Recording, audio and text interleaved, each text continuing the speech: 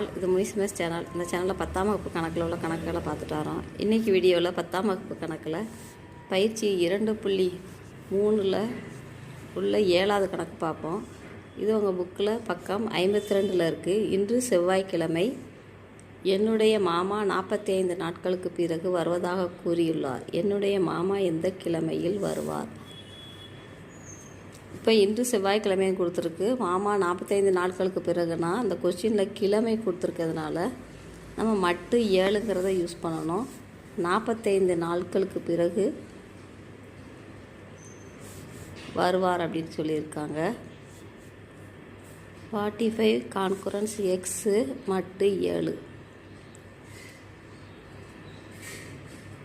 நம்ம எந்த கிழமையில் வருவார்னு கண்டுபிடிக்கணும். கிழமைங்கிறதுனால மட்டு 7 போடணும். இப்போது இந்த எக்ஸை கான்குரன்ஸ் சிம்பிளுக்கு லெஃப்ட்டில் நம்ம